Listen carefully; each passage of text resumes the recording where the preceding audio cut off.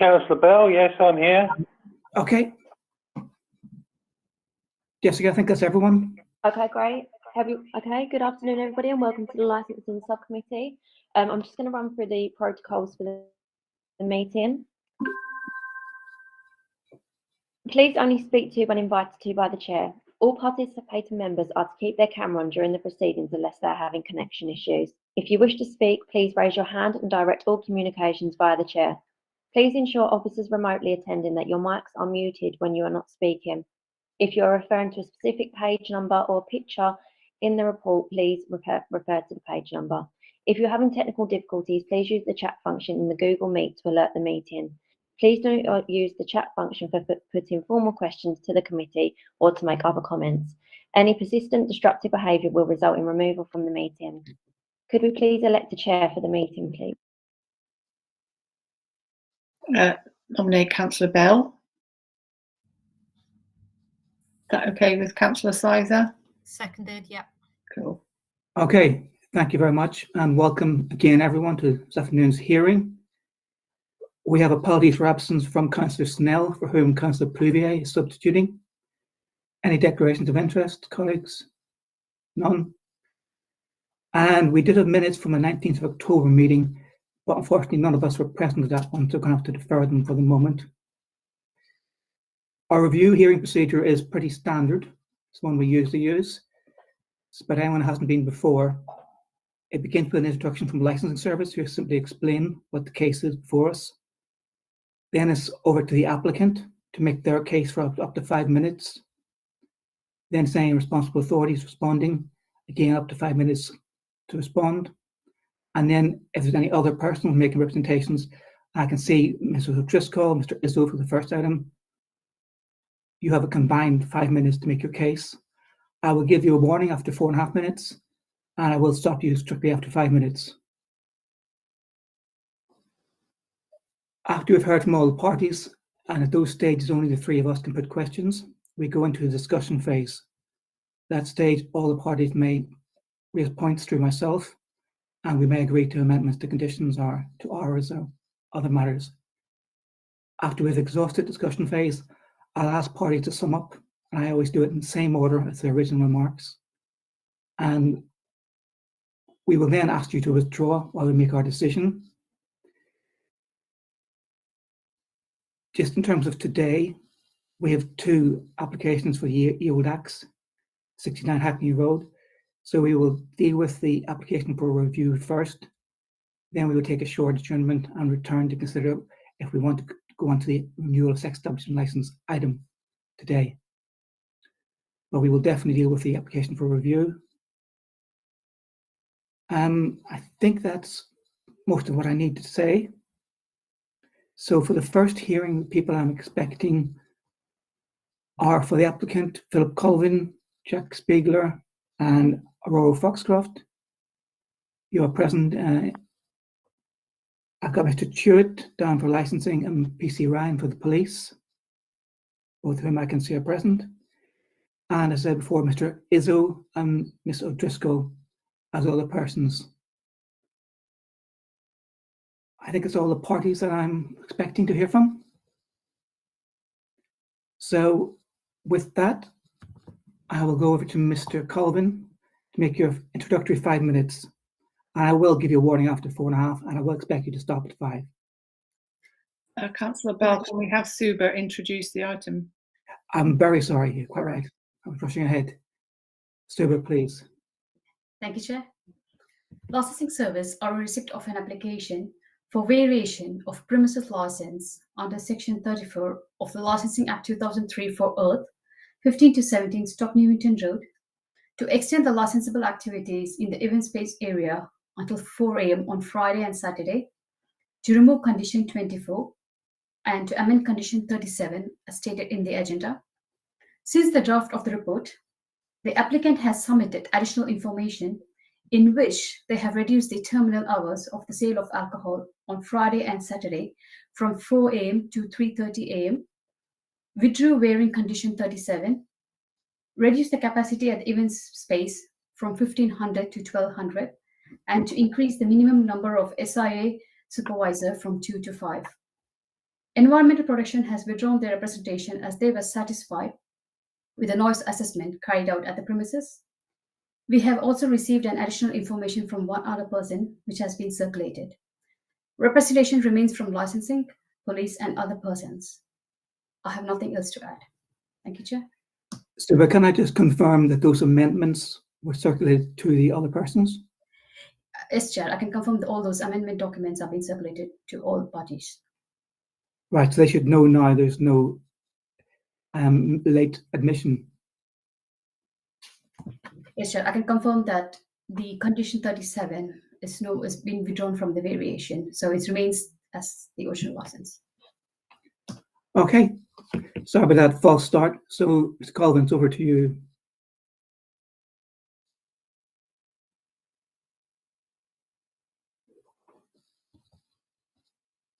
I think you're still on mute, I'm afraid. So sorry, sir. Can I just reset and start again? Yeah. So in my 5 minutes, I'm going to make 5 points. The first point is that Earth is a unique and inspiring arts venue for Hackney. It operates as a social enterprise, supporting the arts and education, with a cultural offer across the whole spectrum of the performing arts, founded on diversity, creativity, community, sustainability, and ethical practice. It attracts a like-minded, diverse, and mature audience there for the performance and not for the alcohol, all of which combine to reduce the impact on the licensing objectives. It is not a youth-oriented, alcohol-driven nightclub with 2-for-1 cocktail offers, discounted drinks, and low or no ticket prices.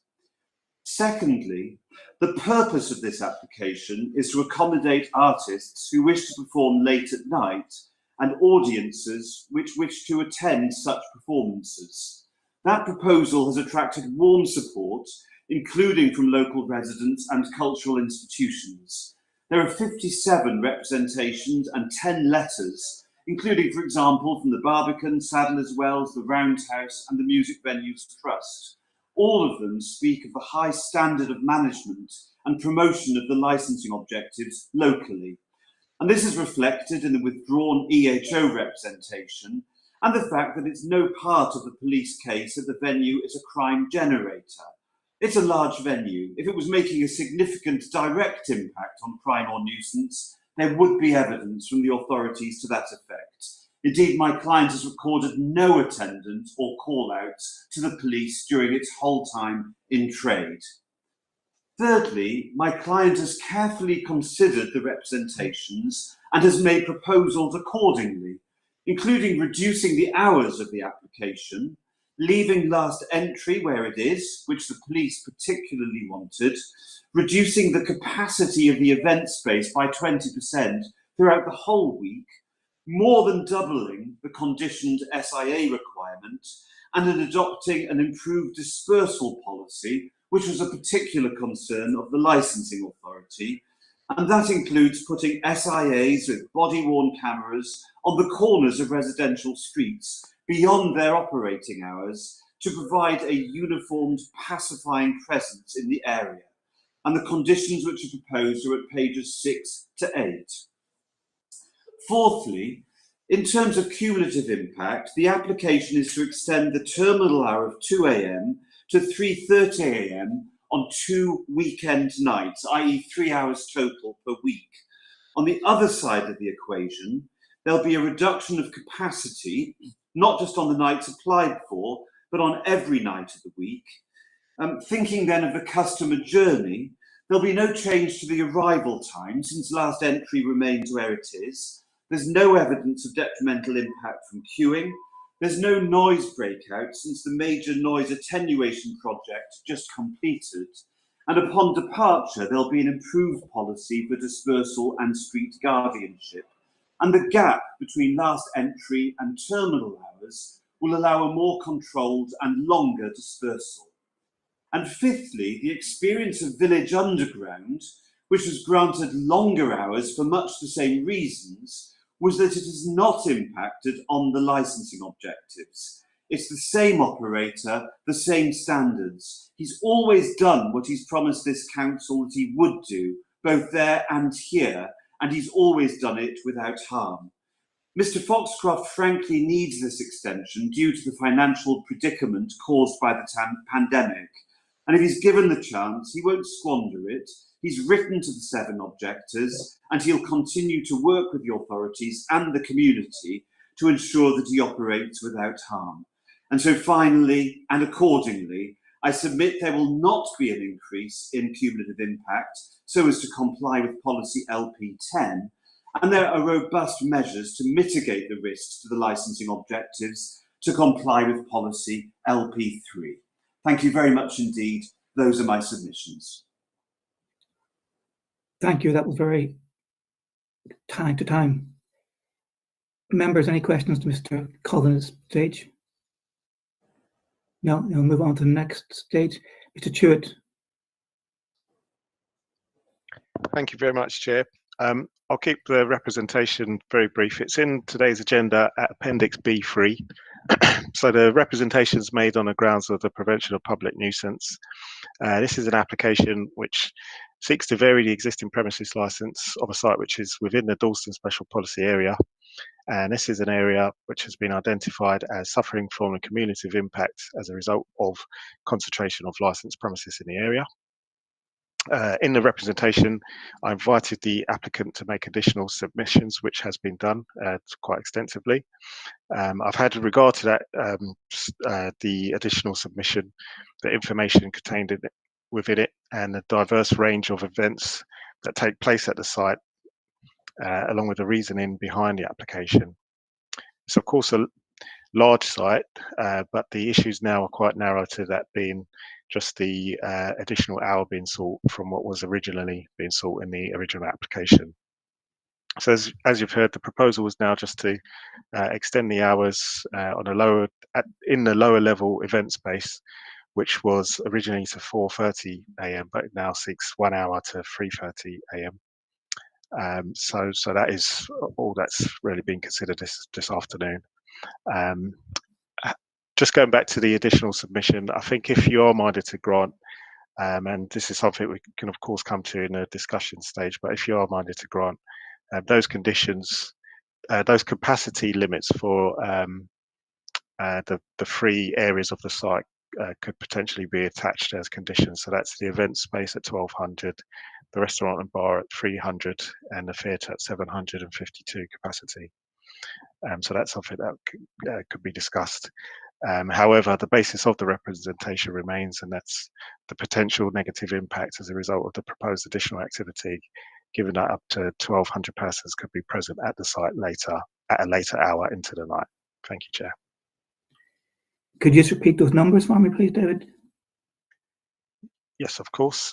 So it's on page 23 of the additional bundle, the Earth bundle. So Area 1 event space, it says 1,500 there, but that's been reduced to 1,200. And then the restaurant and bar, capacity cafe, restaurant and bar is 300. And then the theatre, multidisciplinary art space is 752. Thank you. Any questions at this stage? Amanda? The capacity for the restaurant and bar, is that excluding staff? Or are all these figures just standard? I would expect them to exclude staff, to include patrons.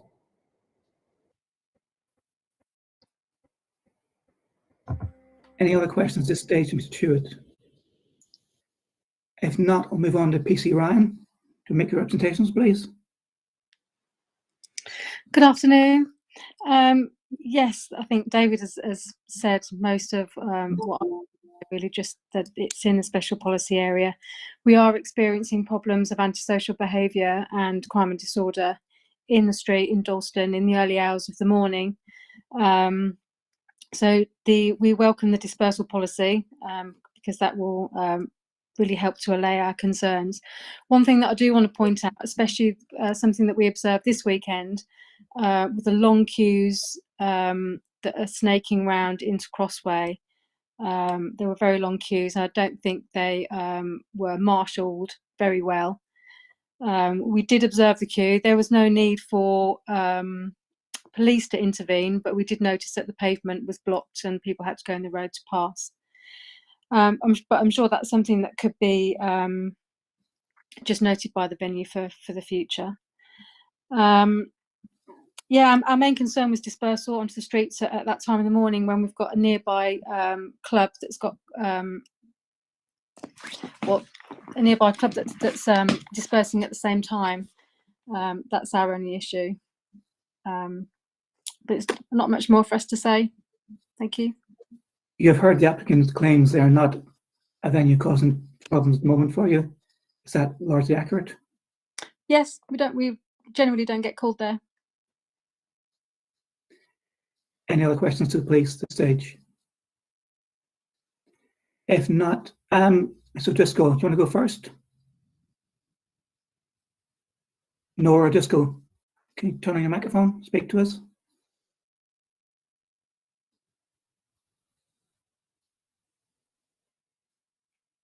We can't hear you yet. Do you want to turn on your microphone, please?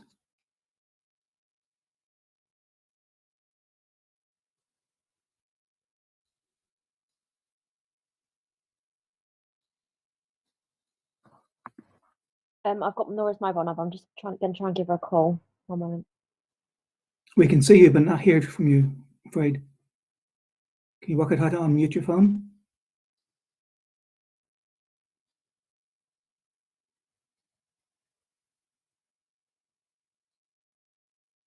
Is it possible for the Zoom administrator to unmute for her? Mario, are you able to do that? I'm not sure if we can do. It's not I think Zoom. she's dropped out of the call actually at the moment. Maybe she's trying to rejoin. Give her a minute. Teresa, you're still with us, aren't you? I'm here, Councillor. You could just go a minute to call back in. I'm going to leave the phone now and join you on the video. Excellent. Hi, sorry, I just called Nora on the on her mobile phone. She's just going to rejoin and unmute herself. She should be rejoining now. There we are. Hello. You still appear to be muted. There you go. Hello, can you hear me? I can now. Great. Okay, sorry about that. This is my first time doing this, so I'm afraid I'll be very digitally challenged throughout this. I think we're all still learning. Okay, that's good to hear. How many minutes do I have for this? About 2.5, roughly. Okay, right. That's not very long. I just want, have I got a chance to ask a question to the previous police caller? Yes, ask it and we'll pick it up again, discussion phase. Please do, go ahead. Yeah, it's just a question. Have you ever been called out to these premises? Right, well, we'll pick that up again in a second. I'll ask it to the police. Tell us what you want to tell us. Okay, just a response to just general response that we have before the lockdown had serious problems with people drinking before they go to premises and then afterwards at dispersal time. And I did wonder how there are 2,252 people potentially in Earth at any one time, and they will be dispersed at various intervals throughout the night. Now you have 1,200 people being dispersed, 3:30, 4 o'clock. How will marshals disperse them? Where will they disperse them to? Will they disperse them onto the buses, down to the overground? Because they can't. Where will they disperse them to? Because we've had real problems in John Campbell Road with late night drinking, drug taking, having sex on your doorstep. and then all the detritus there in the morning. And as for it being an arts venue, surely people, if it's a proper arts venue, you could have a weekend entertainment and within the permitted hours of 2 a.m. The London Jazz Festival is on at the moment with international artists. There are all the venues, and I'm going to one at the end of the week. All the venues, as far as I know, most of them finish at 12 o'clock. And with these they don't feel the need to go on until 4 a.m. in the morning. So I do wonder why we have to give this particular venue time until 4 o'clock to continue. And as for the last admission after up until 1 a.m. there's nothing to stop people coming out after 1 a.m. and wandering around the streets, and also to get well tanked up before they go in there.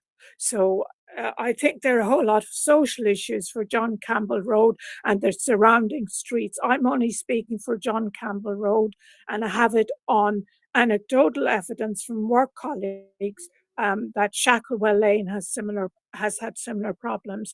And the evidence we have is that during the lockdown, it was all peace and quiet when Dawson opened up, but before the hospitality venues opened up, we had none of these problems in John Campbell Road, the late night problems of drug taking and drinking. I will, and also the issue of toilets. I mean, there's been great play made out of that is going to be an arts venue.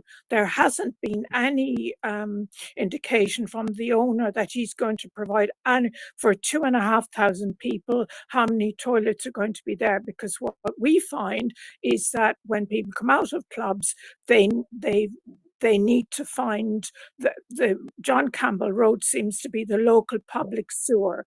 I mean, I'm only speaking for John Campbell Road. I'm sure there are other residents in other roads that would say the same thing. And this area has become a very densely populated area. So I don't think this kind of extension of ours is appropriate in this kind of area myself. Okay, thank you very much. I'll try and get you to answer some of those questions in our next phase. Mr. Izzo, you'll make your remarks to us, please. Hello, Professor, can you hear me? Can do, yeah. You're very faint at that. Can I just gently remind you that I've asked for extra time, and also the 5-minute time to the hearing procedure on the type A. So I'll just be as quick as I can, if I may. I'm going to keep you at 5 minutes, or actually less than that, 2.5 minutes, Mr. Izzo. I can't hear you, Councillor Bell, at all. I'm afraid the fault is at your end on the connection. It is a bit weak. You're quite blurry whenever you move, but you have 2.5 minutes starting now. Well, that's not a lot of time. Well, okay. Well, I live very close, as you know, between 30 and 50 yards or meters. I'm affected by noise front and back. That means noise directly from the music source and also from the dispersal. It's already the most generous license in Dalston. There are no limits on capacity. There's no sound limit. There's completely useless nuisance condition. There's no prohibition on deliveries. It should be obvious to the operator that this is a problem. There's been lots of instances of nuisance. The lack of soundproofing and noise limiter means there's been regular instances of noise leakage. Persistent problems with noise from deliveries. Road crews throwing equipment on the back of trucks after midnight. Operators completely changed his attitude on FS Snooker Club. Well, first it wasn't a problem, now it is a problem, or was a problem. Mass dispersal lingering in the vicinity of being noisy, then you attract drug dealers, nuisances, third parties.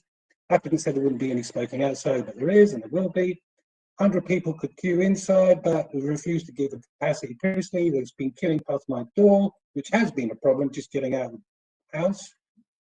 Music outside, stationary cars, bicycling use, bringing in sort of atmosphere, as it were. Mass dispersals into taxi cabs, bang, bang of doors, noisy patrons heading for kebab shops, hackney cleansing, special attention to areas outside in the early hours.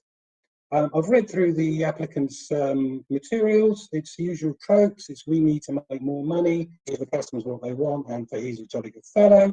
The financial situation is irrelevant. There's been very limited financial disclosure, not mention of any financial support. All the stuff from the government rates, holiday, VAT holiday, crowdfunding, low interest rates, nothing about operating as a production kitchen. Variation to sell on the license asset, well, you can ask that.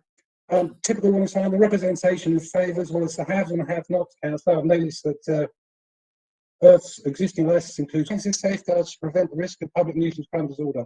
Not in my view, Mr. Chairman, at all. All of the representations in favour of this, well, they all be out of the way, and they'll be causing me trouble because they'll be going home by cab. This is not the not-for-profit Barbican of the East. It's very definitely an operation for profit. I don't know how on earth the applicant thinks this is going to be some sort of exemplar operation, because he's already causing a nuisance and breaking regularly the licensing conditions. There's queuing, people are going to kebab shops, and there are deliveries. Late entry, well, the representation repeats the application terms. The intention about the late entry was planned. The subcommittee should not accept the late entry of 1 AM is not an invitation to a late night venue. There's no plan for smokers in this variation. Break this condition. No local scheme for accommodating smokers. The Environmental Protection Officer should be here to answer questions. I can't hear you, Councillor. There's noise in question 23, condition 23. There's noise nuisance. Okay, Mr. So you couldn't be heard that well. I'm afraid there is a connection problem at your end. Plus the fact you ran through things at a great speed. I know you're going to say that because you didn't get extra time, but no one got extra time. So I think if you do this again, slow down a bit, because it's difficult to understand your points sometimes because you rattle through them so fast. I'll take up which ones I can take up. PC Ryan, you heard from Mr. Driscoll asking, are there have to be no calls to this premises, or has there only been a few? I've just done a quick check. I can't see anything of note. Most things seem to be theft of bicycles from outside. I'm still running a check. If I see anything of note, then I will let you know. Okay, Spiegler or Mr. Foxcroft, do you want to, sorry, Mr. Calvin, do you want to talk any further about how the dispersal will work? And you've heard the points made about how it's potentially failing at the moment. Yes, can I take you to the dispersal plan, and but also I may ask Mr. Foxcroft to come in because he's got actual direct experience of the dispersal. The first point to note is that my client is going to shut the bar a long time before the premises close, and you'll see that from page 56 of the papers we put in. So the bar would close at 3:30. And that would then allow a full hour for dispersal. So the whole intention of this is that the dispersal should be a long and slow one, so as not to put pressure on any utilities or services. It's also an important part, just in reference to what Ms. O'Driscoll had to say. If anybody leaves that then says, actually, they'd like to pop back in and use the toilet, they will be permitted back in, even though the premises are closing and trying to move people out. On their way out, they'll be encouraged to leave because over the last 30 minutes, my client will be raising the lighting levels and lowering the music levels, and over the PA system, reminding people that the premises are about to close, and they will be offering people the various means by which they can get out. So the whole point is to try and set people up. So they've been to the toilet, they've said their goodbyes, the entertainment is winding down, and so they won't be leaving all in a rush. And of course, they'll be leaving much later than the other parts of the premises are closed. It's a gradually staggered departure during the whole course of the night. Outside, there's a move from having security inside to having security outside. All the security are trained to assist in the dispersal. The security on the street will wear body-worn cameras, and we think that's really important because we're aware of the locational context, and there's people there who won't be from Earth out in the street, and in the experience of every operator that we know, just having a body-worn camera is a very sort of pacifying feature, because we're able to say to anybody, look, you can say what you want, but you're on camera. There's then a map at page 59, which shows that my client's staff, there's 2 staff conditioned on the license, but my client would have 5 on these weekend nights, but they would be particularly stationed on 2 of the major junctions to try to make sure that people are ushered along the street and that they're kept from walking up residential streets, and in particular Truman's Road, which you can see where Earth is on the corner of Kingsland High Street and Truman's Road. And my client is intending to station staff there, not just until the premises closes, but until 5 AM at the earliest, so that there will be a generally pacifying presence for all comers along that stretch of road. And the whole idea of this is to try to stop people from walking up residential roads. I think that broadly covers it, but I don't know whether Mr. Foxcroft wants to come in, because you've seen many of these dispersals. Yeah, I was at the venue last night specifically to watch Dispersal. The event closed, or the music finished at 10:10. I watched the Dispersal complete by about 15 minutes after that. That was 1,000 people leaving. And, you know, that's what happens when we kick out all at once. I think it was really well handled and was over quickly. However, in my long experience of operating venues, a slower dispersal is an easier dispersal on the neighbourhood. And we've seen that as the committee kindly granted later hours at Village Underground, which now finishes at 6 o'clock in the morning.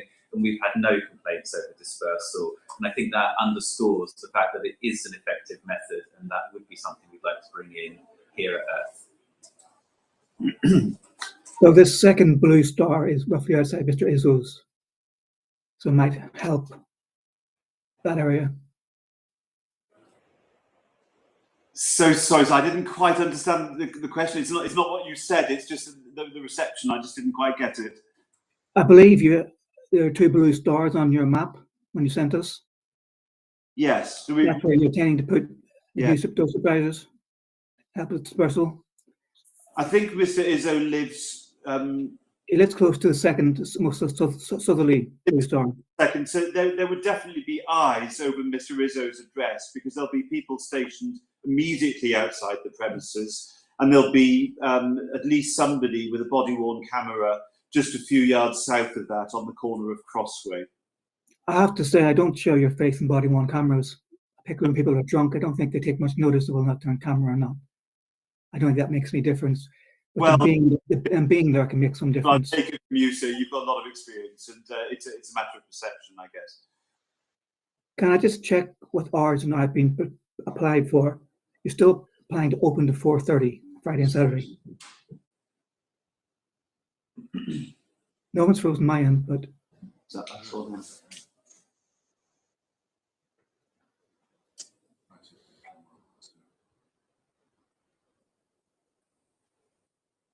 so sorry, I can't. You are frozen, and I can't hear anything.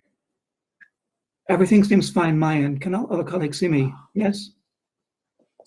I think the problem might be at your end. I can still hear you, Mr. Colvin, perfectly. Sorry, I've just heard the very last thing you said, but I lost you for a minute. I can still hear you pretty well. I can hear. I think we're back now. I don't know what happened. Sorry. Can I just check on the hours that being applied for now? You're still applying to open to 4:30 on Friday and Saturday? Yes, I mean, to a degree, we're in the hands of the committee. I mean, what we did was we pulled back the hours for alcohol while leaving the opening hours the same. We made regulated aim at 4 AM because we want to have walkout music, but essentially from 3:30 we're in wind down mode. If the subcommittee in its wisdom thought that the 4:30 was too late, I'm imagining that my client would be prepared to pull that back if the subcommittee ordered it. But he's very keen on having that long, slow wind down, because it's just the best way to get people out of premises peaceably. I'm assuming that all the other licensable activities would also cease at 3:30. Yeah. Well, on page 56, he's got regular entertainment 4 and late night refreshment 4. But again, it's in aid of a slower wind down. If you felt that needs to come back as well, then so be it. But we would say that it's best to allow the regular entertainment to be there and to wind down after the bar closes, because if the regular entertainment literally switches off, then people are just going to head for the door, and that's going to be counterproductive. So we would like the entertainment to extend beyond the bar hours to assist in a more orderly dispersal. Okay, but it's normal for them to be similar or the same, our experience. Be very happy to leave that in your hands. Councillor Pluvier. Now, apparently at Village Underground, there's that hour gap as well. Councillor Thank Pluvier. you, Chair. I know we're dealing with the end of the session, but Mr. Izzo has raised just a couple of things which I think is fair enough as we're here, that I'd ask the applicant to quickly address the issue of the smoking and the deliveries. And particularly also the police raised the matter of the management of queues, which is actually something that really does upset people, queues beforehand. And when you're coming home on a Saturday or Friday and it's just chaos. And certainly I went past there on last Friday and it was absolute chaos, I have to say. It really was. The whole pavement was completely full and there's just people everywhere. There's no clarity at all of what was in operation. And so I think it's, I think it's really important that the venue addresses those things which will upset residents more, in fact, than any extension in the late hours. Yes. There is an existing condition 35 on the licence about queuing. In order, but can I start with queuing, because I'll let Mr. Foxcroft deal with queuing, and then I might have something to say, and then we'll deal with deliveries and smoking. I could actually try and deal with smoking and queuing simultaneously. We will certainly look at the queuing situation, and I'm very happy to work with the council and the residents and police to look at improvements on that. We have almost finished the construction of a smoking terrace on the roof of the building. So part of the issue is that we have had queues of people and smoking on the streets. That is about to be over. I suspect that we will open that smoking terrace on the roof probably next week. So that will be a marked improvement.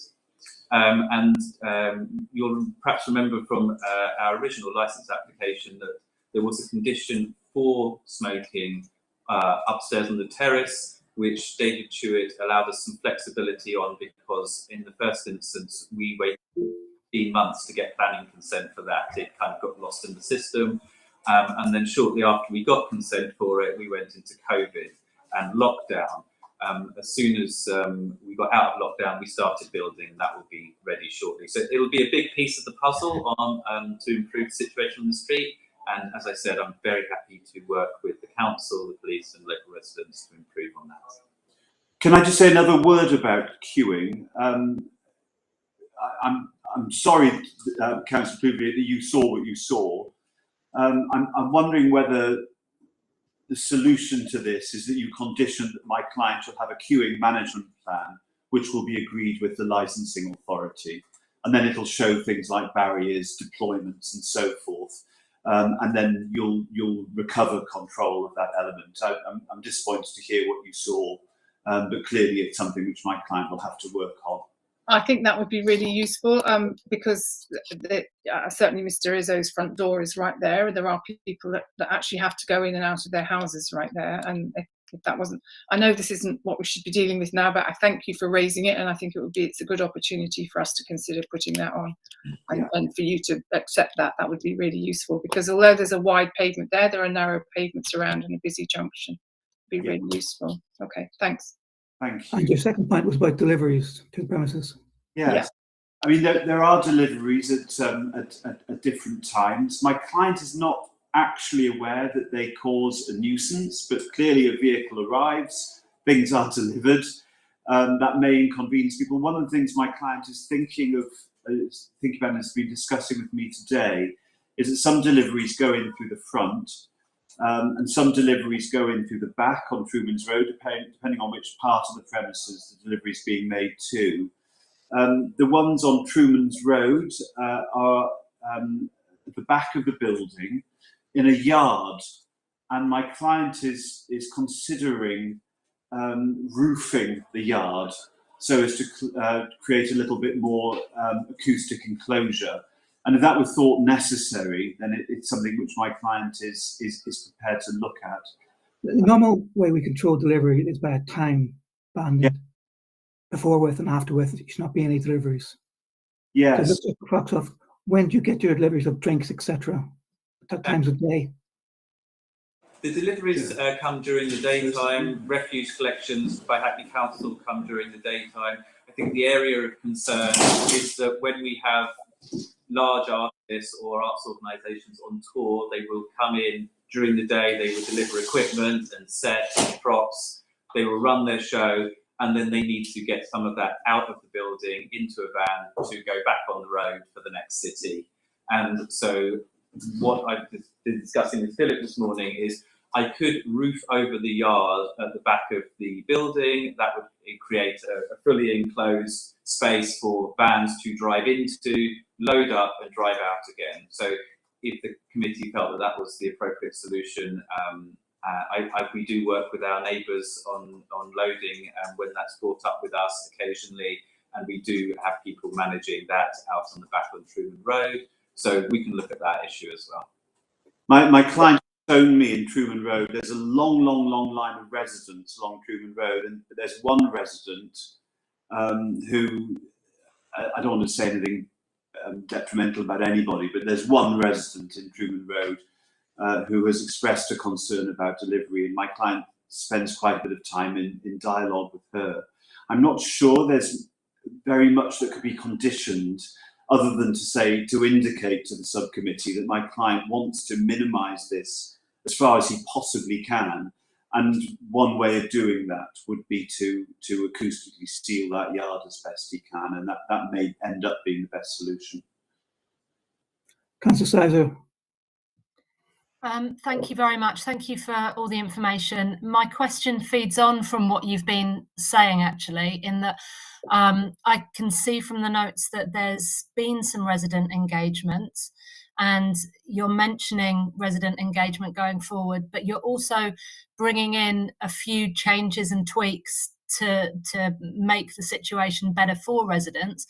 What plans are there for continuing resident engagement so that you make sure that people are brought with you on this and informed of any things that are going to help and serve the residents around you?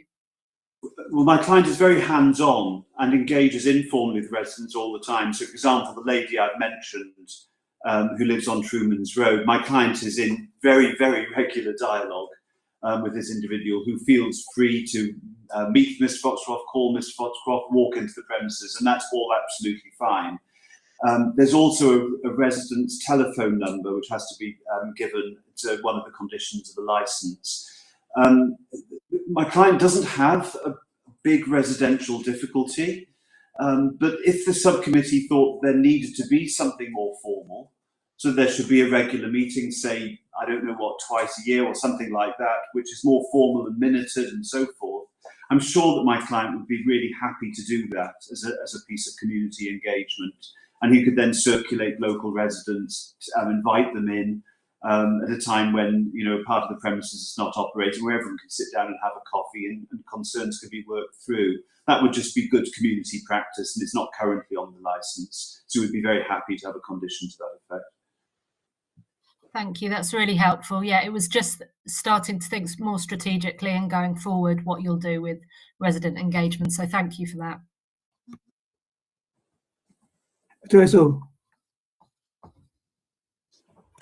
Yes, thank you, Mr. Chairman. I think I'm going to have to review this licence because it's the only one I'm going to get a fair hearing, I think. Can you hear me?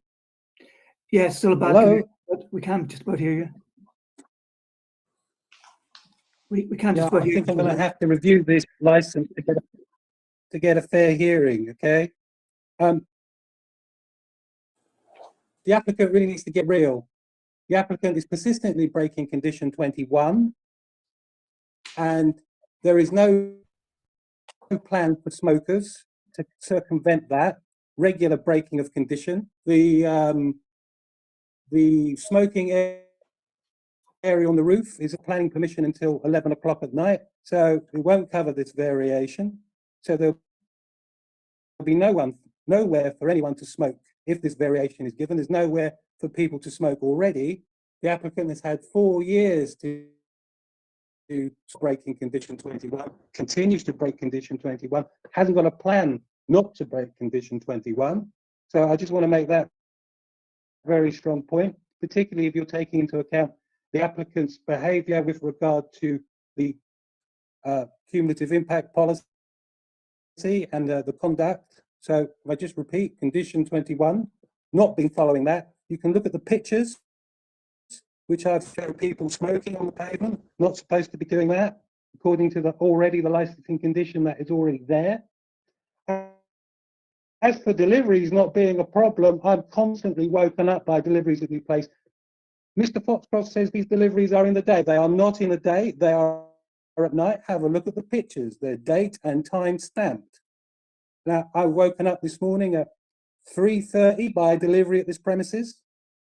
You can see of road crews breaking down stuff and chucking them on the back of lorries.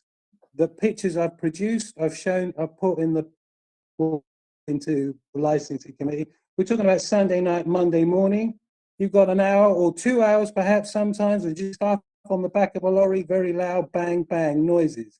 I don't see anything from the applicant that's going to do that. I don't want to be involved with the management of this premises. What I want is the premises to be managed properly, and I want them to take these problems very seriously, and they're not doing that. They are breezily forgetting about them and not taking them seriously at all. Smoking, not at all. They've not made no attempt at all whatsoever to come up with any plan to sort that problem out. They're breaking this condition regularly, as I've said. All I'm going to get is fobbed off, councillors, by some sort of engagement process. I don't want to be fobbed off. I just don't want this place to cause me any nuisance. I just want to sleep at night. That's all. I don't want people turning up in the middle of the night. Big problems. I don't want massively long dispersals with 500 cabs turning up at my door. It's bad enough from the first floor premises with on Thursday nights, particularly with people turning up and hundreds of people getting into cabs. Would you really want an hour or two of people getting into cabs, hanging around on a slow dispersal? I don't. I have to live with this place. No, these people are not my neighbours. They do not live near here. They're not going to be affected by it. And they're not really taking this seriously at all. They're just pretending that these problems do not exist. And I'm frankly at my wit's end. This is the biggest nuisance in the area at the moment. The pictures I've produced for you, these are all in the last month. This is not ancient history. This is all in the last month. They were pretty quiet before the. Okay, I did have a look. So I hope I made some points here. I did have a look at the photographs you sent us. So that they're all after midnight. And the only reason why I'm taking photographs is because I'm being disturbed by noise from this premises. That's the only photographs of this place. It's noisy. Noisy, direct noise music. Thank you. Do you want to come back to condition 21, Mr. Colvin, Mr. Foxcroft? Why has this not been observed currently? And I said I did go through the photographs Mr. Izzo sent us, and it was quite alarming. And many people were on the street smoking some of those photographs. Yes, I think Mr. Foxcroft just dealt with that. I mean, there was a difficulty with the building project to create the smoking terraces. And as a result, my client was in correspondence, we produced correspondence with Mr. Stewart, who was happy for there to be a 4 square metre smoking area out of the front of the premises, which has operated without concern from anybody since. But my client has now, as soon as he reopened the premises, he spent £150,000 on the upstairs terraces, which are conditioned to allow smoking up to 11 p.m. and those will be finished, I think, is it next week? I believe next week. Next week.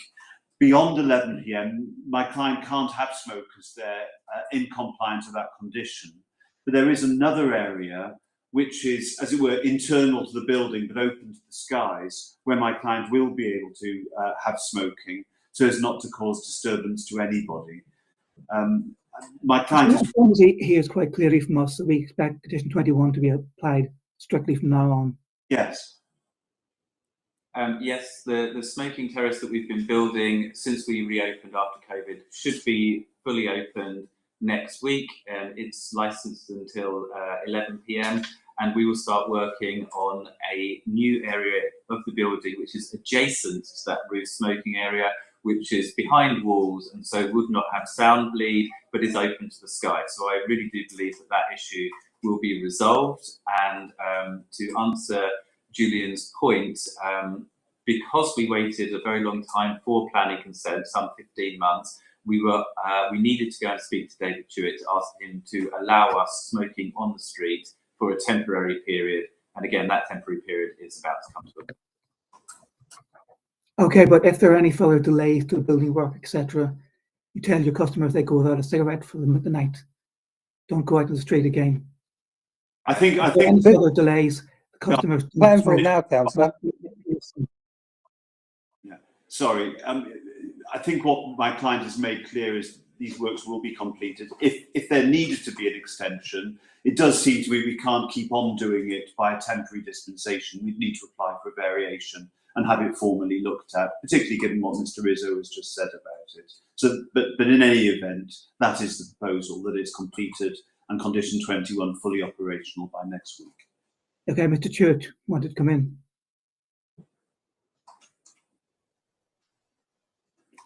He is muted at the moment. Oh, apologies. It's just to come back on a couple of things that have been raised this afternoon. So firstly, in relation to deliveries, I do believe, well, fairly recently, Mr. Foxcroft, we talked about a complaint that we had received in licensing in relation to deliveries to commercial kitchen that was operating from your site during the lockdown period. So that was the, and I think some reference has been made to that this afternoon. And then just going back to the issue about the smoking area, I do recall from before, well, I guess from before the first lockdown, the beginning of last year, we had a discussion about that, and there is obviously a long process to go through to get planning permission to use the flat roofs of two sides of the building, which had to be gone through, and then obviously our colleagues in planning had some issues there with those application records. I think in hindsight now, just looking back at it, it should have been something that there was a variation for. But as I say, I can confirm that we did have those conversations. I don't think we agreed dimensions as such. I don't recall doing that, but I do certainly recall us having a conversation about that. Can I come back on delivery, so which Mr. Rizzo has said something more about? Now, I've spoken to Mr. Foxcroft while that's been going on. I mean, the part we could make this better by saying that no food and beverages should be delivered to the premises between 10. We're going to suggest between 10 p.m. and 7 a.m. I'm not sure how much of an issue it genuinely is, but it might help just put some minds to rest if you laid that down as a code in addition. Just to be clear, the deliveries for our business happen during daytime hours. We use there's a kitchen inside our building from earlier time when we used to run a restaurant in there, and that kitchen is now sublet to a catering company that runs stalls on Borough Market and various other places in London. And I believe that it is deliveries of fresh produce which arrive early in the morning, as is common in the restaurant trade. When it was brought up with us, we did speak to the catering company. We asked them to look into it. We asked them to address the issue. They asked us if there was any information from local residents as to which delivery company it was. We didn't receive a response from that, but from them. But nonetheless, we asked them to make sure that deliveries were done in an orderly fashion. I'm very happy to go back to that restaurant company that used our space and revisit the issue with them, because I don't want a tenant of ours causing problems to our neighbours. So how much is delivered between, say, 6 p.m. and 10 p.m.? I believe that they come early in the morning, say 5 o'clock in the morning, as from Smithfield's Market and that kind of thing. They come out with fresh produce. Mr. Isley is putting his hand up for 4 o'clock in the morning. I will look into that. So what's delivered between 6 p.m. and 10 p.m.? Nothing is delivered between 6 p.m. and 10 p.m. except for artists loading in equipment for performances. So what's the last time in the afternoon or evening with deliveries of food and beverage to you? I believe that food and beverage deliveries will all be done, you know, by the close of business day. They are more likely to What time is that? 5 o'clock. So rather than 10 p.m., if we possibly put that at, say, 6, latest time for food and deliveries to you? I believe so, and I would just like to go back and clarify that with the team, but I believe that's possible. Okay. Councillor Sizer. Can I just clarify as well, one of the things raised was about the dismantling of bands' equipment and the staging, etc. Does that occur after a certain time frame as well? And are there any ways to mitigate noise impacts because of that? I mean, that's very much conditioned by when they finish their act, because they'll be trying to get on to the next place. And that's why Mr. Foxcroft is prepared to consider the idea of enclosing the yard so that can take place in an enclosed yard. Yeah, I haven't been aware from, I mean, Julian hasn't called me or come to speak to us, but if Julian would ever like to come and have a conversation with us about any issues like that, then we can start to address them. I'm open, you know, it's open dialogue, it's communication, it's good neighbourly relations. He has brought it up in this forum today, and I am aware that, of course, artists will need to break down their shows after their performance, put equipment into a van to get onto the next city for the next night's performance. And I do think that there is mileage in considering a planning application to roof over the back of the building to create an enclosed space such that vans can drive into the closed space, close the doors, do the loading inside, and then drive out again, thus stopping loading on the street. I think that would work in maybe 90% of people. Thank you, that's helpful. Thank you. Mr. Izzo, do you want to come back? Anything? Yeah. Look at the size of the lorry that they're chucking stuff on in the pictures I've sent you. There's no way they're going to fit in the back of this premises. What's being suggested just isn't practical. And the time of night between 11 and 12 on a Sunday night, on a Monday morning, I've had them up to 2 a.m. chucking stuff on the back of a very large. Look at the size of it. That's not going to fit at the back of this premises. It's not practical. None of these things that the applicant is suggesting is practical. This phantom smoking area they've come up with, they're going to come up with another smoking area. Well, there's no plan for it. It's just sort of just sort of making stuff up on the fly. There's no real plan for these smokers at all. They've got a plan. They're opening these areas which they haven't opened yet, which they can't operate with until 11 a.m. and they've got a condition saying they shouldn't be operating on the pavement at all. They've got no plan for smokers for this variation, and they've been breaking this condition for years. And it's not up to Mr.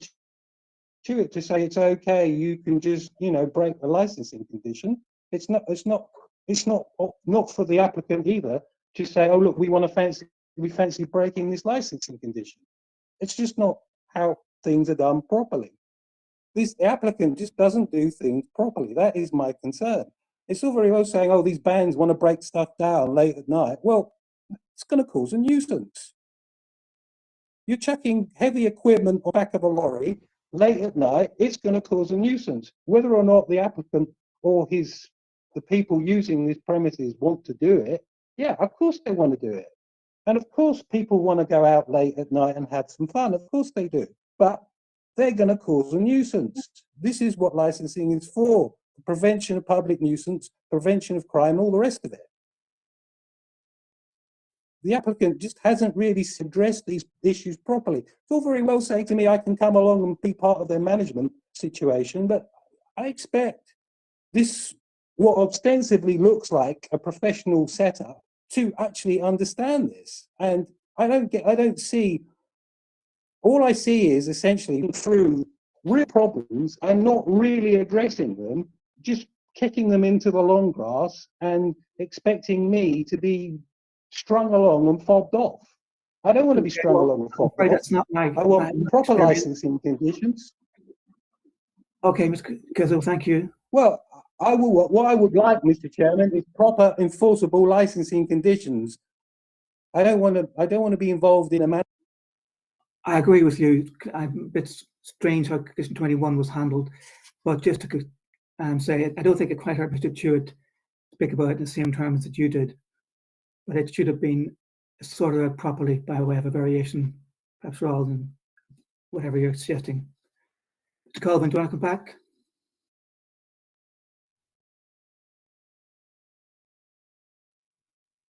You're muted for the moment. I'd just say a word about loading out.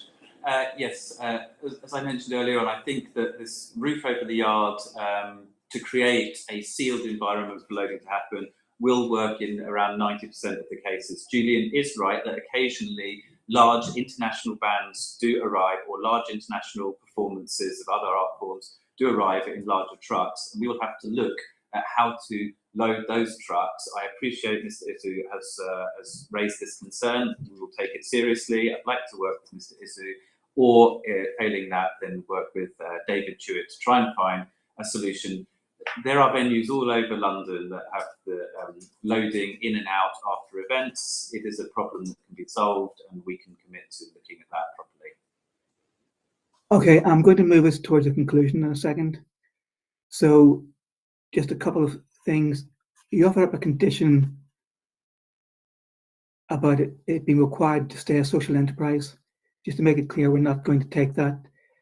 As far as we're concerned, it's not a licensing condition. We're happy that you're a social enterprise and it's day one, that's good. But frankly, it will not cause nuisance that concerns us, not how your ownership or management is structured. So we'll be taking that one.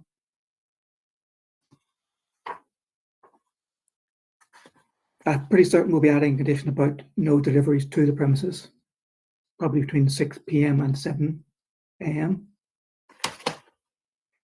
Is there any other matters colleagues think we should have raised that we haven't done yet? Amanda, is there any issues you think we haven't explored we should have done? Amanda, could you repeat that? Sorry, no, I don't think there is anything that you haven't covered. Are you satisfied with the hours that that are being proposed, etc.? I wasn't sure whether, because they said that from 3:30 they would have an hour of dispersal. So does that mean that they're closing at 4:30, or are they closing at 3? I thought I'd clarify that in earlier conversations. So sale of alcohol would finish at 3:30. I said that I expect other licensable activities to stop at 3:30, and then they would close the premises at 4:30. That element of the application has not been amended or applied for amendment, so as I'm aware. Right. Is that clear to everyone on the call, or is there anyone that's different understanding? To be an hour effectively winding down between 3:30 and 4:30, unless of course we amended the closing time down to 4. I would normally bet half an hour winding down time. Clearly, it's a matter for the subcommittee. My client wanted some walkout music, but if there were walkout, it would have to be background, so it wouldn't be a licensable activity. I also, as a general principle, prefer the terminal hour for the premises to be on the hour, because it's easier for residents to monitor that. And they can, of course, see inside when you stop serving drinks they can see when you close the doors. So I prefer that to be on the hour rather than the half hour personally. That's just a little quirk of mine, perhaps. Are there any other issues, colleagues, we haven't explored? Do you want to? If not, I'll invite something up. If everyone as well as any other remark, and please tell us exactly what they'd like us to do with the application at this stage. As I said, I go in the same order as the original remarks. Mr. Colvin, you're first. Thank you very much. So you've been very patient, and I can see you're on top of this. I'm extremely quick. In my written submissions at paragraphs 18 to 24, I made 7 points in support of the application, and please could you just take those as read. So far as the conditions which we've discussed are concerned, we've agreed to a queuing management plan. We've agreed to the new capacities going on the licence as a condition. We've agreed to periodic community meetings, and we've agreed to the deliveries conditions. I think those are the 4 things which we've discussed. So far, Mr. Rizzo has made a large number of points. I would only say that there's an element of perception here. This is a premises that hasn't had police call-outs, which has an enormous amount for a large capacity premises trading over a period of years. And there aren't substantiated environmental health complaints either. And environmental health officers have viewed my client's dispersal. But I think you've heard from Mr. Foxcroft, and you know him very well, that when he says he's going to do something, he will do it. He's not judgmental about residents who want to engage with him. He's accommodating, and he will continue to be accommodating in the way he deals with residents, whether they've come here or not in the future. But I hope to be more formally facilitated through the community meetings. I think that's probably all I need to say without repeating myself. Thank you very much indeed. Thank you. And I hope Mr. Foxcroft heard us saying that we expect condition 21 to be complied with now. And if there are any delays to the building work, etc., need to do a variation. Yes, if you could please give us till what day are we on? At some point in next week, I will definitely have had that finished. We have had a bit of material shortage problems. Was supposed to be done by the time we had the hearing, but we're very much working on it. Okay, Mr. Tuitt.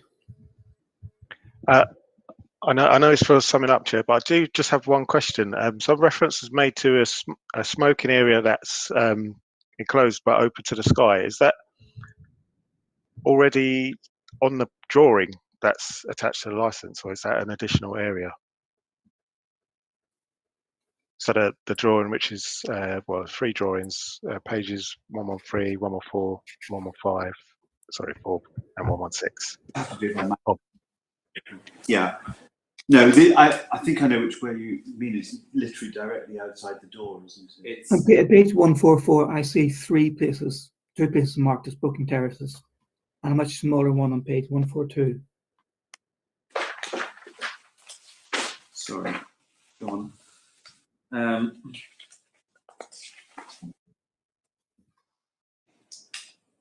So there's a small space on the first floor plan. Yeah. 2 larger spaces shown on the 3rd floor plan. Not that one. That says first floor. It is at the front of the first floor plan. There's a grey square. There's a staircase to the right-hand side, and this is the first floor. Above this is an enclosed area. The wall that you can see on the drawing goes right up to the very top of the building, and there is an enclosed area within there. I think there's probably 10 metres to the sky from that enclosed area. And as the smoking terrace to the left-hand side will be completed, we will then be able to access this new area of the building. And so that is our plan for later night smoking. Do we need to show it on a minor variant? No, I'm confused. Are we looking at the first floor or 3rd floor plans? What does this say? First floor license plan. Above it is the area above the grey square at the top of the plan. So it's the second plan in the bundle after Appendix 4. There's the first one says ground floor license plan. The second one says first floor license plan. And it appears to have a very small smoking area. I think it's sizable enough for the job. And then your third floor plan does it have 2 smoking terraces? Yes. Yeah. So basically, it is the connecting space between the left-hand and the right-hand smoking terrace, and that is fully enclosed and would have very minimal risk of noise breakout from there. Mr. Chair, does that answer to your question? It does, yes. Thank you. David, if you'd like to come and see it, just drop us a line. Yeah, okay. Yeah. And so, Chair, in summing up, I've nothing further to add. I think we've heard enough. Obviously, it is a premises that's within the special policy area, and there do appear to be some issues that have to be ironed out. But I'll leave it there for now, Chair. Thank you. Thank you. PC Ryan? Yes, very similar to David, really. Just aware that the hours are already outside of the core hours for the outside policy hours. And our concerns were around customers leaving at now similar times to other licensed premises that are very nearby. That's all I have to add at the moment. Thank you. Thank you. Nora Driscoll? Yes, I haven't heard anything specific about dispersal where clients can wander into John Campbell Road.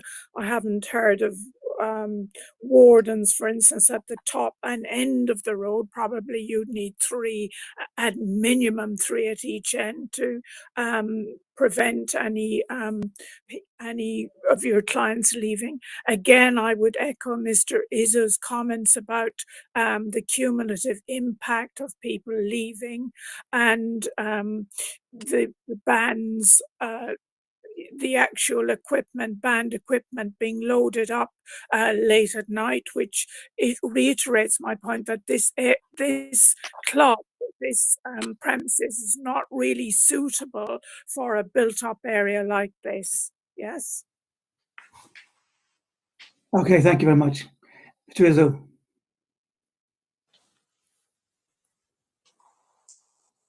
Can you hear me, Chair? I can do. Okay. Well, I'm pretty heated about this. This premises has caused me an awful lot of nuisance. That's certainly my perception of it. It's being the biggest nuisance in the area. It's caused me an awful lot of nuisance over a considerable period of time. I just shows you that, you know, has the applicant has an awful lot of muscle on his side, but we're still scrabbling around at the last minute trying to work out where the smokers are going to be. And that really needed to be up front in application. The application just don't speak to where these smokers are going to be for this variation. The applicant has persistently broken condition 21, and I can't see there's any plan for smoking in this variation at all. It isn't there. I don't know. You know, I haven't seen this area he's talking about. I don't know the capacity for the smokers in this. There's nothing there, as far as I can see, that's going to. And we're talking about 1,200 people here, and I think you know, I would like to have argued about that figure because I think he's made a necessity out of well, or rather a virtue out of a necessity for reducing the figure there, because that figure doesn't include dancing, doesn't include a mosh pit, but 1,200 people. How big is this smoking space? How many smokers are going to be there? It's not even on the plan. This is really poor. This is not the sort of professional kind of licensing application you would expect for a premises of this size, and the capacities are enormous for this building, absolutely enormous.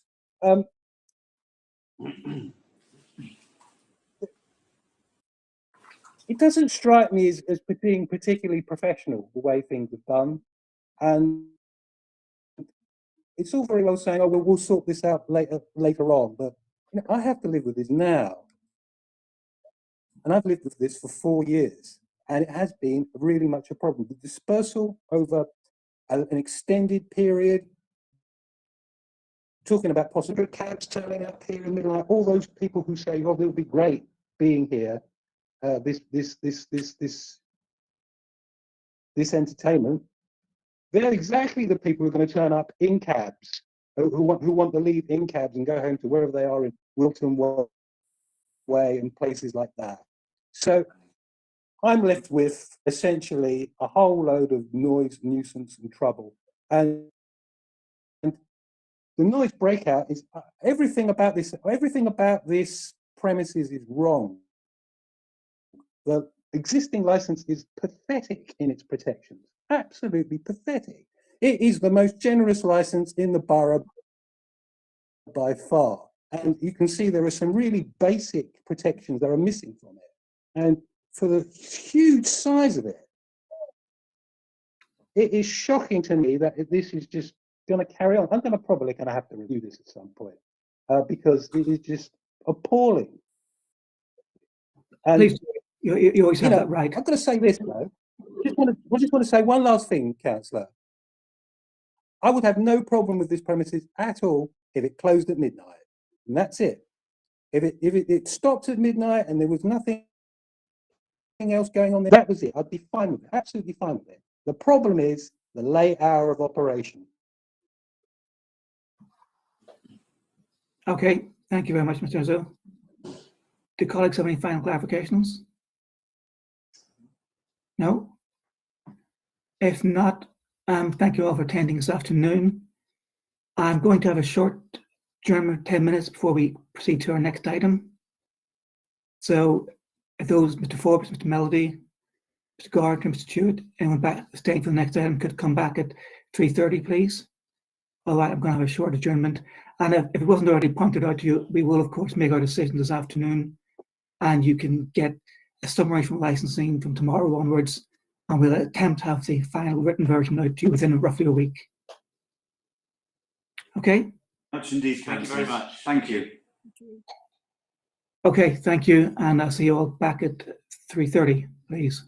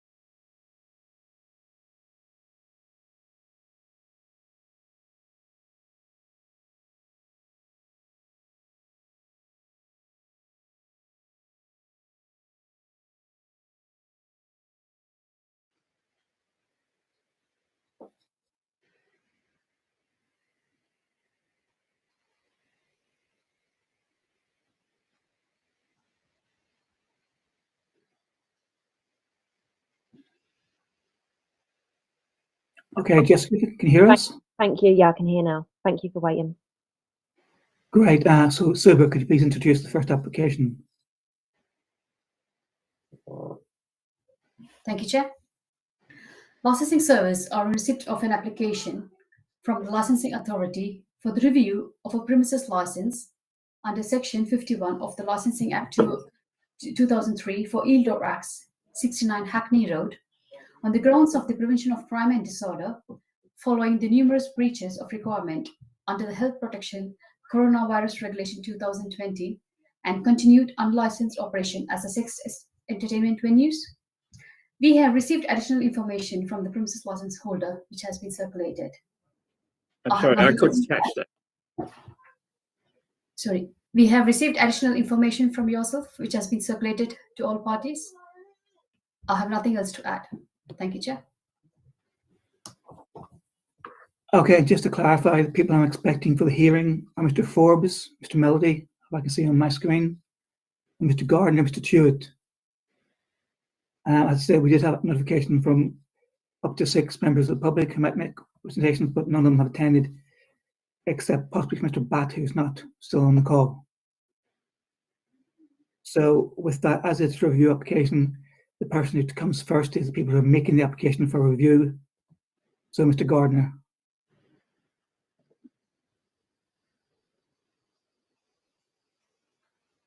You're on mute for the moment. Forbes, if you could mute, please. I'm sorry? Mr. Forbes, could you mute your microphone, please? I'll mute my microphone, I beg your pardon. Yeah. Right, Mr. Gardner. We can't hear you at the moment.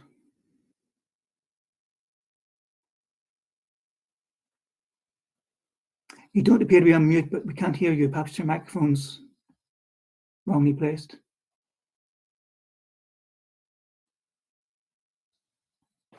Can everybody hear me now? Yes. Good afternoon, Chair and committee members. I imagine you've read the statements that we've submitted for this particular review matter, and so therefore I won't need to go over the details which we encountered that evening, which were very concerning indeed. This concerned 2 incidences where the council officers did control purchases at this premises in terms of the drinks and activities that were going on there, and obviously the sexual entertainment that was occurring, both on the 4th of July and the 9th of July. I think that these breaches represented extremely lax, poor management of a gross kind. During the viral epidemic, many places were visited by us, and I'm not aware of any premises that did not know or did not make any effort to restrict the activities or their activities in accordance with the law, except this premises. The violations here were gross. As stated in the statement, it was trading as if the COVID did not exist. The representatives for the other side have said that have sought to trivialise these matters by saying that the non-compliances were only extended to not recording details, face covering masks, and there was a lack of table service, which is true. None of those things were occurring. But in fact, it does not mention the wholesale non-compliance of a gross kind, which we experienced, which is in fact the actual sexual entertainment itself. And you will have read the details of what that entertainment consisted of and how it was conducted. The premises was fined duly at £1,000, which they've said, and they made no issue of. But you'll note that the council itself spent £280 in actually doing this. I would put it to the committee that this oversight that they allege is precisely perhaps that, but the money that was made, even if we just said it was on the 4th and 9th of July, and we believe that it was incurring certainly between those 2 times and perhaps before and certainly perhaps after, that many thousands of pounds were made from this activity. And I think that's the true motive behind this. Anyway, that's our case at the moment, unless you want me to go into the sexual entertainment license. I imagine is going to be a separate matter. Is that right? We're going to make a decision first on the review. On the premises license. Yeah, and then the decide alcohol whether or not license. we can continue on to the renewal application. So that would be a separate matter. Is that right? Yes, but in terms of the actual license, SEV license, if I can direct you to page 202. The sexual entertainment license itself, again, I believe this needs to be revoked. The committee may well accept that there was some issues about whether the license or not was in place, but the gross breaches that we observed and experienced sort of rode, as it were, a coach and horses through the conditions of the license. We were touched. We experienced. You'll have read what we experienced. There was little or no supervision. Gardner, to summarise, conditions, for example, 32 through 35. 32 and 35. I think from what were they observed in any way? No. If this is the touching and this is the distancing regulations, they were not observed at all. There was also no CCTV as one of the early conditions of the license. We asked, in fact, to see the CCTV when we returned to the premises, but we were denied. That. Apparently, it was locked. We couldn't see it. And you will note that the licensee hasn't submitted any CCTV sort of footage to support its allegations that it was not these activities were not occurring prior to that date. There was touching. There were no tables. No signage.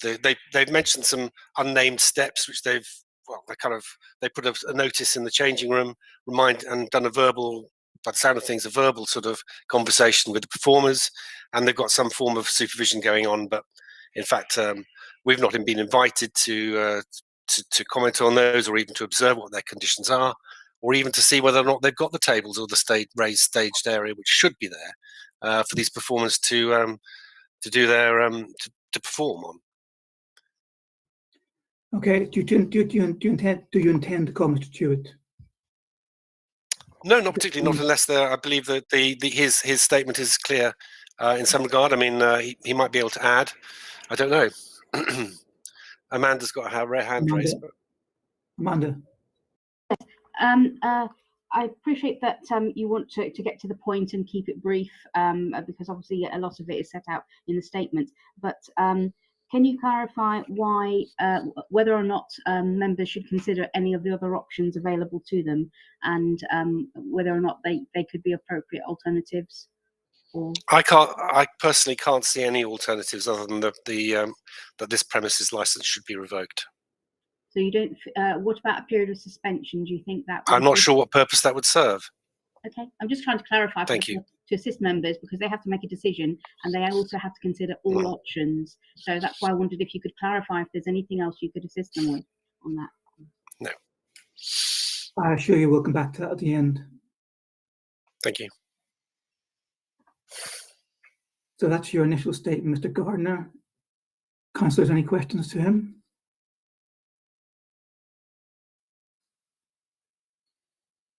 Can I just just to clarify, we're reviewing the premises license, not the SEV license. Yes, that's correct. Yes, you're reviewing the premises license, which means that if that's taken away, there will be no alcohol available, and therefore it would make operation of the premises quite difficult. Okay, just that we have breaches of both aspects of the license. I just wondered why we weren't reviewing both. Mr. Gardner, can you clarify? Sorry, I'm not quite sure what what's actually being asked. Well, you referred to two sets of breaches: the coronavirus breaches and then there's breaches of the conditions of the SE. Yes, and so this is made on the objective for these to support the licensing objective, law and order. Yeah. And so it would not only be that; it would be breaches of their conditions of license, and also not supporting or not supporting the object of law and order, the premises. Okay. Mr. Gardner, I think you need to be clear. Is it the alcohol license you're talking about, or is it the sexual entertainment license that you're asking for the revocation for? It is both. It's for both. It's for Okay. both. It's for both. Oh, It is for okay, both. because it's not. Okay. I thought it was on the papers. You see, it appears to be more the alcohol. It is for both. Okay. Thank you.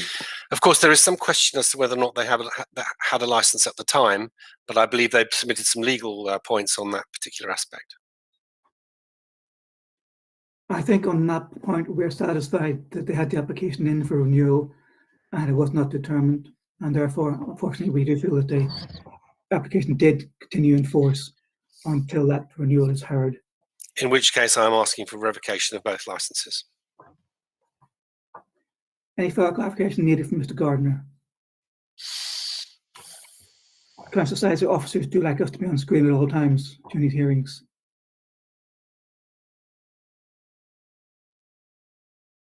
Sorry, could you repeat that, Councillor?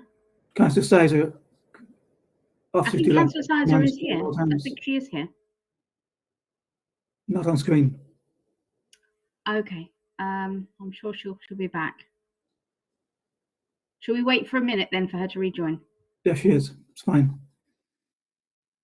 Okay, so the next stage is over to Mr. Forbes to make the case. Mr. Forbes, up to 5 minutes. Make the case, please. Yes, Chair, I think can you hear me now? I can do. Yes. Chair, can I just make these general points?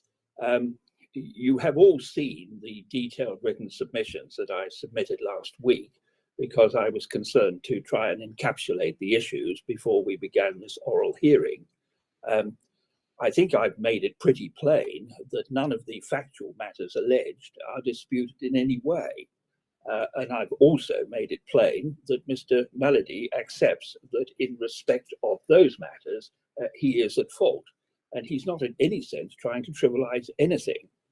However, I am a little bit concerned that the committee now seems to be being asked to consider an application with which we've not been notified. I really think that we need to know whether the committee is prepared to entertain that.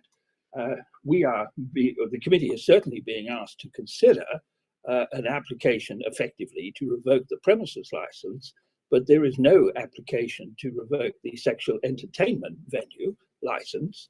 That is a matter which, as you said at the outset, is a separate matter and which is up for an application to renew it. Of course, the applicant is saying that it doesn't even exist, which, as you yourself have just said, the committee is inclined to think that I am right when I say that it does. But it seems to me to be difficult for anyone to expect Mr. Melody now to consider something of which he's never been notified. Is the committee prepared to consider that?